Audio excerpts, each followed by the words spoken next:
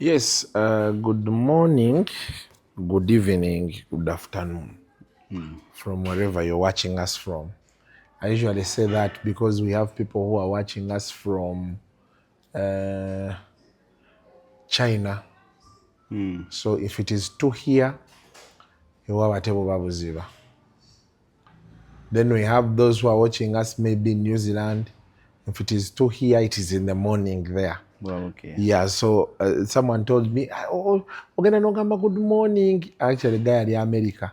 Tuba tukola talk and talk show Saturday saawa 4 ng'ate agamba ewaabwe saawa ziri mu 8:07 ogw'ekiro. Ng'ate ate nina okwebaka era ye Friday takyakuba disco.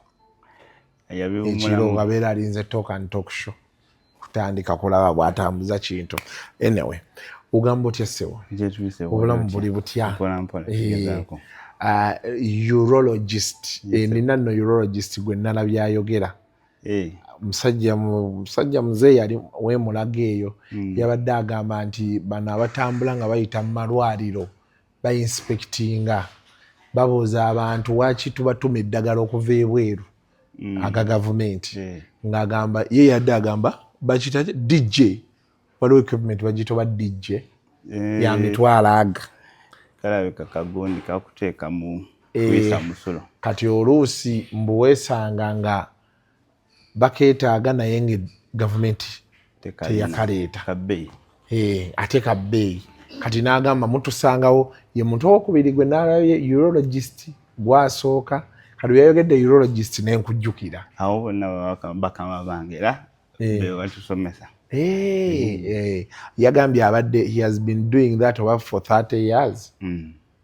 Engamba musajja wabaayo naye yadde ayogera kati baba akugamba ekyoggula awandiikisa left baleme mukwata handwriting anti in government facilities it is wrong for you to send a patient to go and bring because they assume the government caters for everything. But sometimes endwadde ezimu zibeera nnyingi ne biggwawo mangu babawo ebintu bya 3 months within a month biweddewo olulala. There's so much he was explaining there anyway. There's so much they need to align with the efficiency crusades they are moving around with. They have so many other things they need to align to see how things move. Yes, otherwise, how are things here? We're doing okay. Yes, we are jamutu wajja tukola. Naye muli busy ennaku zino. Tugezaako. Abantu ebeera season, there is something they told us like there is a season that comes maybe because of the weather, because of earth changes, people get sick a lot. Mulimu some you can I don't want to say seasonal diseases now waliwo endwadde ezimu is which are seen more often in certain periods. Yinza okugamba nti maybe during a small rainy period or no government there's a surge of malaria for example. Endwadde bwezityo yeah, which are periodic. But is it true? Is it true the earth opens itself up sometimes? Kuka geography kawanvumu. Wanga tuba tuyingidde science ate oli omulala. Anti there's a guy I met who was telling me that it was actually around the COVID times. Nangamba those diseases that usually big global. Sometimes the earth opens up. Atenga that time twalabanga nnyo floods biki not even ensi gy'owulira Dubai ng'owulira it flooded. You know, so nangamba sometimes when the earth is opening up or the world is changing, certain things happen and people get sick, you know, stuff like that. Especially those with weak bodies. Nayenga zenganze ekyo sikiinaako bwino mungi njo okyogerako kati oyogedde nga musawo gw'otunuulira kirumooli nakyakireese. Kale today I want us to talk about fertility in men. A recent study eraga nti there are so many infertile men around. The truth is infertility in men has always been there. Lwakuba it's about information and stigma ejja nakyo also nti abantu abasinga babadde balowooza nti it's only women who, let's actually talk about infertility, who have that problem. Naye nga ne mu basajja kibaawo. Yes, so now the numbers of detection, the rate at which it's being detected is higher. Yes, kyova olaba bagamba nti kati numbers ziri waggulu, so nga it's just more awareness, let me say. Yeah. So now men are more informed about infertility or fertility. Yes. They go and test. And they are also more accepting or more willing to subject themselves to investigations to ascertain whether or not they actually have a problem. Wakati sinti buli musajja n'omukyala bakwatagana mwana n'abula kizibu kya mukyala. But what is causing the leading causes of infertility in men? Now, ndowooza oba twandisoose ne tukyogera in terms of how, what do we talk about when what do we mean by infertility? Yeah. Yes. Tutandikireyo tugwe wali kituufu. So waliwo njagala twawula ebintu bibiri. Waliwo kye bayita erectile dysfunction, ng'omuntu tasobola kusituka bulungi ng'omusajja. Oyo some people call them infertile. So nga oyinza okusanga nga tulina factory gye tuyita testicles. Mu Luganda simanyi gye. Testicles. Amade. Where the sperm is produced. Oyinza okusanga nga namu naye nga musajja tasituka. So erectile dysfunction tukijje mu ddiiro. Erectile dysfunction is when you cannot sustain an erection. Yes. Or sometimes you cannot get one. You cannot actually get an erection. Exactly. So ekyo kyanjawulomuko ne infertility. Infertility, we are talking about the ability to actually sire a child. Okugamba nti omuntu afulumiza sperm ezinaakwatagana n'eggi tukole fetus or embryo. Ekyo kye twogerako by infertility obutazaala. Kati kiyinza okuba nga kiri okuzaayo ku factory eno ya amadde. Wagayise madde? Testicles zirina command center okuva ku bwongo. Kubanga ekikufuula omusajja gwe ng'omusajja wali command eva ku bwongo nesindika ka message kati zo testicles ne zireleasinga kye bayita testosterone. One of the major hormones eganti ekireeta obusajja. Kati ate waliwo hormone endala evaayo eyo nesindika information ku testicles neba sindika message nti tukole sperm. Kati oyinza okusanga nga obuzibu butandikiddeeyo command center. Ekyo kisoboka. Waliwo okusanga nti obuzibu buli ku command center teriiko obuzibu naye eno wansi tulina obuzibu. Ekyo nakyo kisoboka. Eno factory where there is some default. Yeah. So then nosanga nga infertility eno ate evudde ku nti buli kimu kikola naye entambula oba channel we ziyita. Yeah. Maybe there's a blockage, maybe they're blocked. Yes. So those are nkulaga nti infertility esobola okuba broad nnyo because a lot of things can happen along this chain. Yeah. So it can begin here, it can be down at the tests, it can be the ability to swim. Kati. Now those are tulina kye tuyita primary ne secondary. Twagadde bwe tuyingiramu ne tubimenyaamenya becomes too much detail. But basically primary, most of what I've just described bisigala mu ekyo ekitandikirwako. Yeah. Then secondary oyinza okwesanga nga bw'omuntu bw'aba yalwala katugeze n'afuna ekirwadde ekimu nga nekyonoona testicles ezo and their ability to produce the sperm. Ekyo nekidda ate mu kiti kya secondary. Okay? Then kati nebinebira, for example, kuba nti passage sperm zirina okuyita, it can be a secondary issue. So when we are looking at infertility, tusooka classifying ne tunoonyereza lwaki ono omuntu tagira, then we try and now rectify where the problem is. So mpozi okwongerezaako,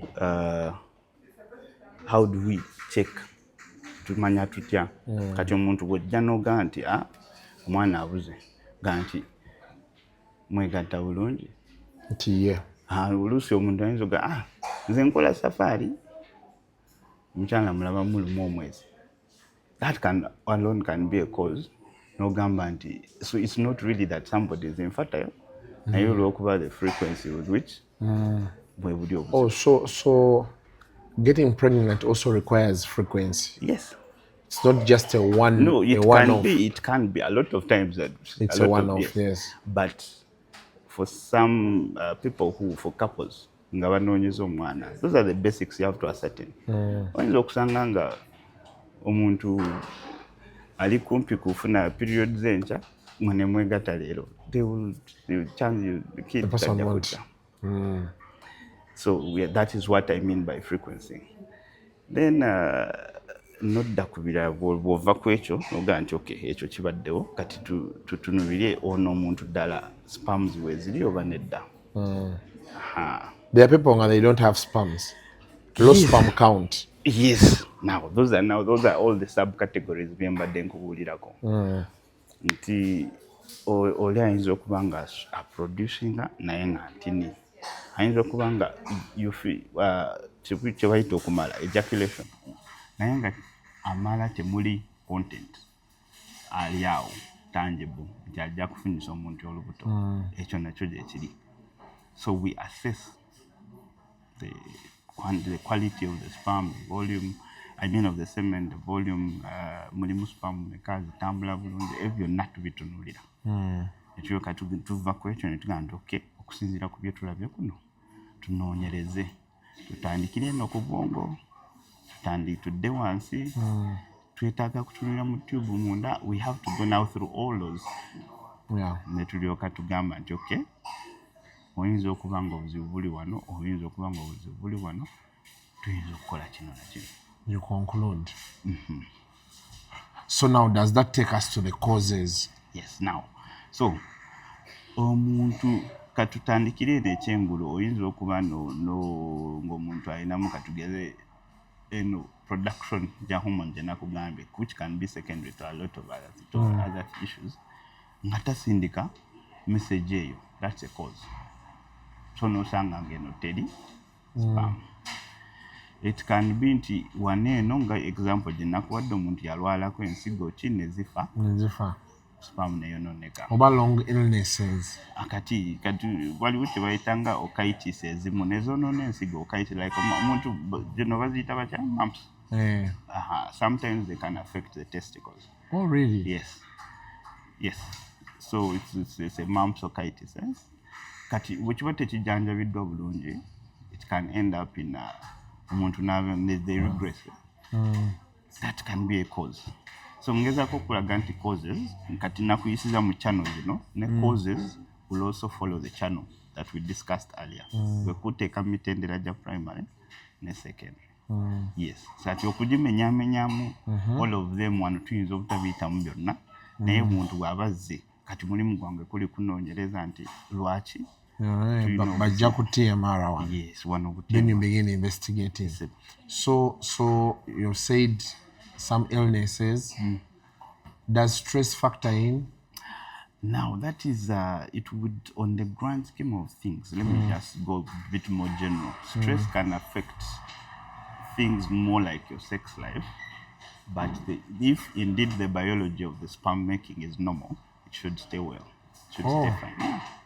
It should stay okay. If nga bwembi kunyonyodde okuva eri waggulu, so stress tulina mutunuulira mu ngeri ya which kind of stress are we looking at? Is stress affecting your sex life?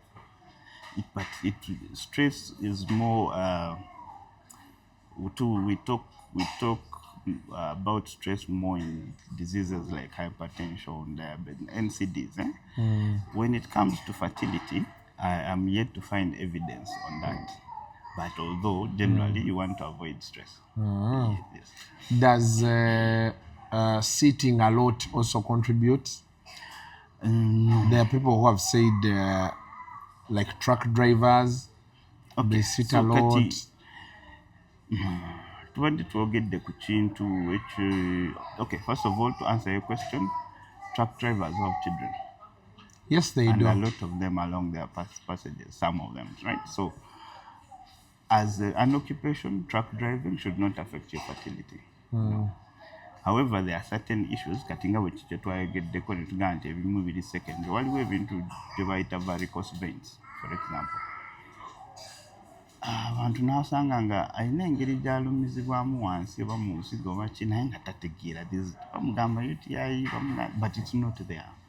So nga waliwo ezo varicose veins ziba misuwa egitambuza omusaayi okuva mu nsigo okuddayo kuba ensigo nazo zifuna supply. Kati bwewegendereza obulungi osanga during the cold, when it's cold, scrotum is shrinking. Bwe kiba nga obudde bwokya nnyo, it's loose. Because the testicles, they operate at a different temperature than your body. So there's that regulation.